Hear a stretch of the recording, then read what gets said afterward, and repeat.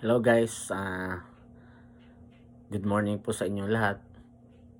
Shout out nga po pala dyan sa mga kamag-anak ko dyan sa Aklan, mga kaibigan dyan, mga kumpare, kumare, lahat sila.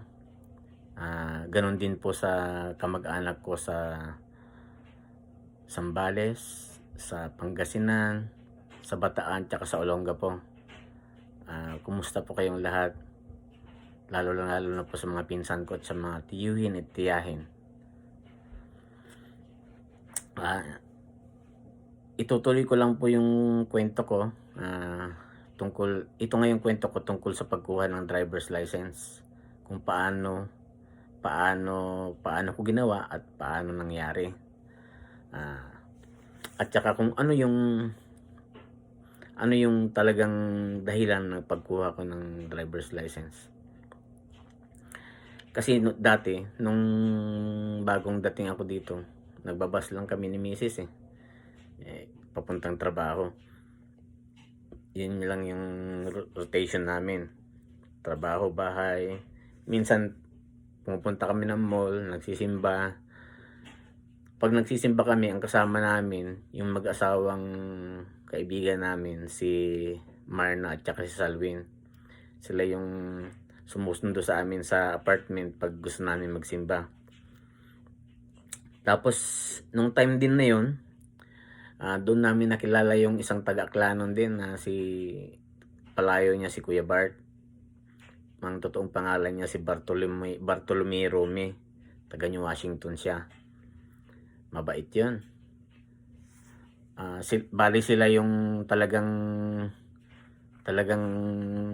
tumutulong sa amin. Tsaka yung isang kapatid ni Mrs.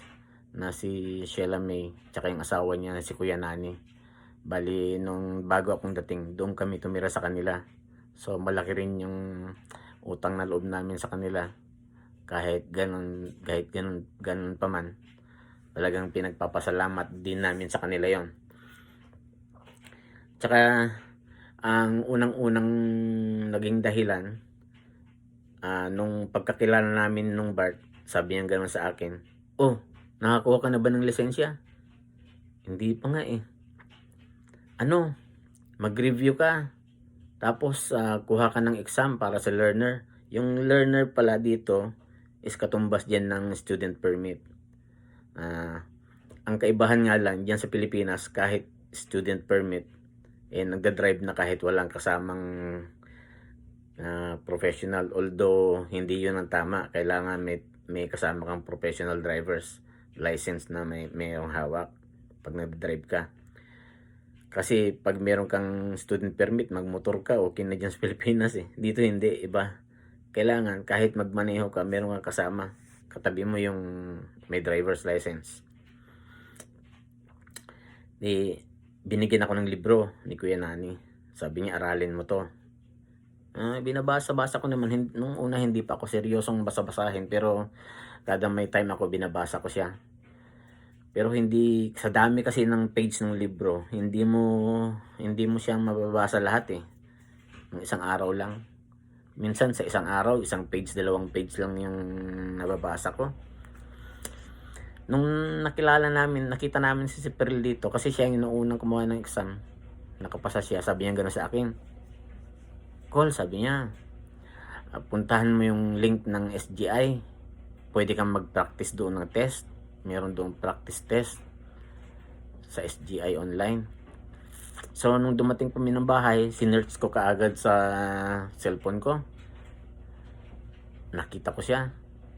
Yun yung umpisa ng pagre-review ko. Kasi, more than 300 items yung i-review mo doon sa online. Tapos pag kukuha ka ng exam, 40 items yung para sa science, road science. Tapos 40 items din yung para sa road traffic rules and regulations. Yan. Din, 3 buwan ko ring inaral yun. Nagpa-schedule ako ng pagkuha ng learner. Sa awa ng Diyos, pasado ako. yung road signs na perfect ko yon, pero yung traffic rules na 40 items, dalawa yung mali ko doon. Kasi sa traffic rules, dinadagdagan nila ng tricky questions doon eh. Yung tricky questions na nilagay nila, hindi ko nabasa sa libro, tsaka hindi ko napag-aralan doon sa practice test na sa online. Ganun pala talaga yung ginagawa nila para ang gagawin mo na lang, i-analyze mo na lang kung ano yung sa questionnaire na yan.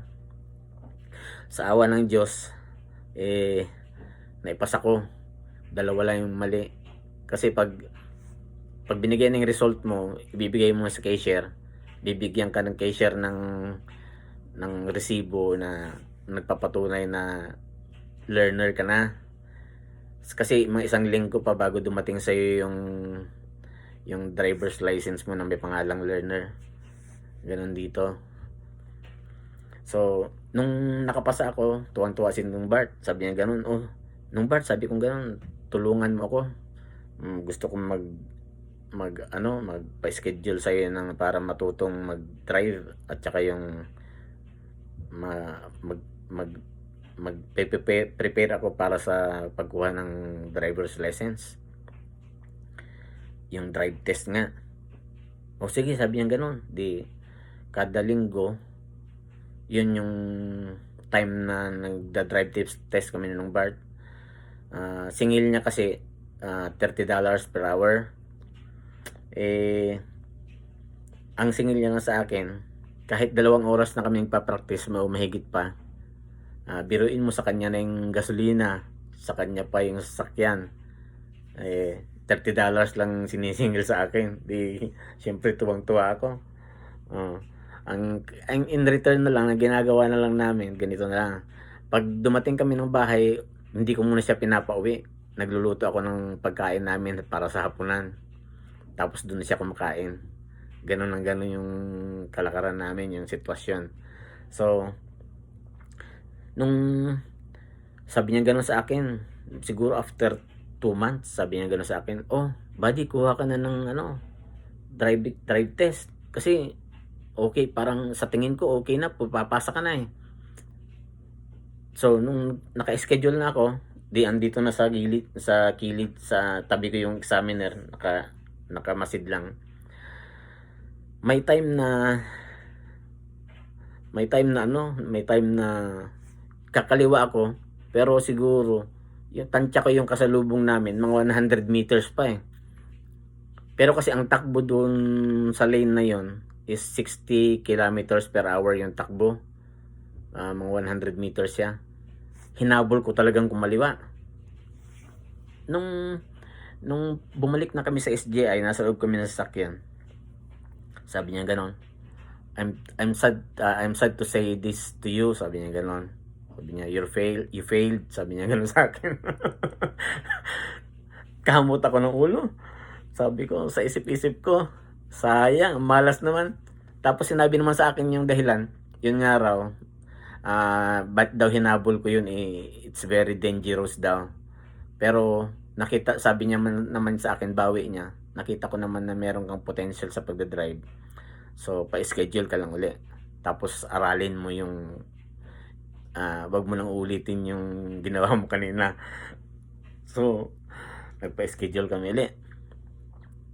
Nung pangalawa, iba naman yung examiner na humawak sa akin. Pero, na-perform ko ng maayos. Nung nandun na kami sa SGI, nakaupo doon, sabi niya gano'n sa akin,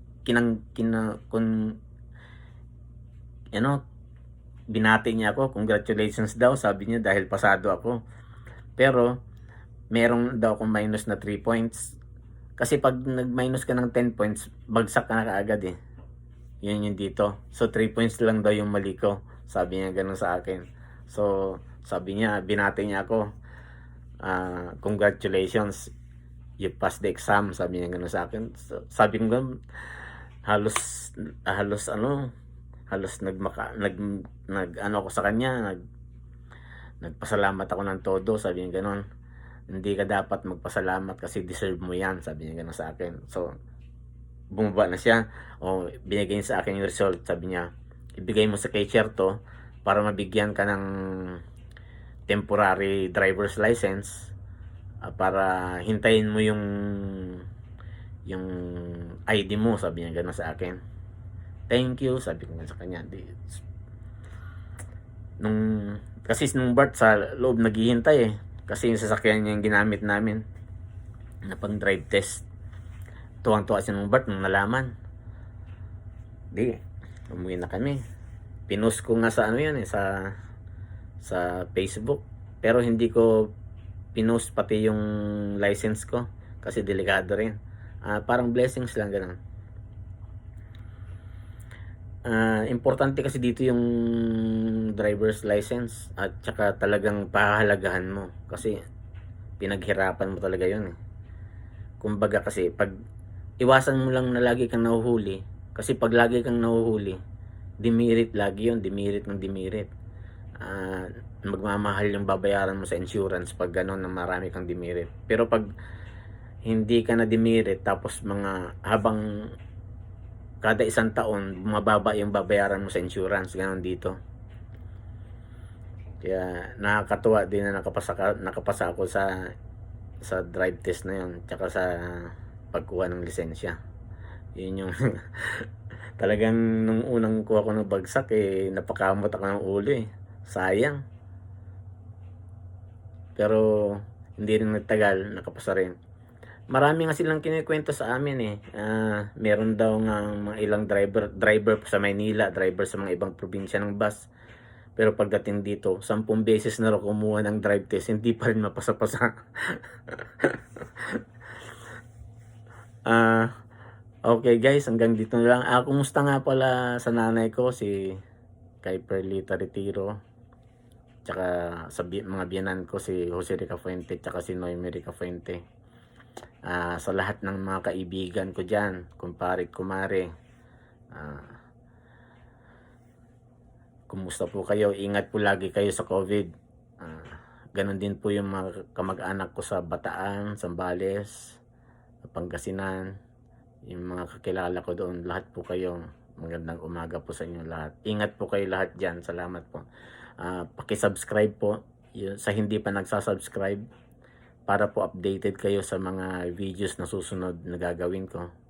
So, maraming salamat po.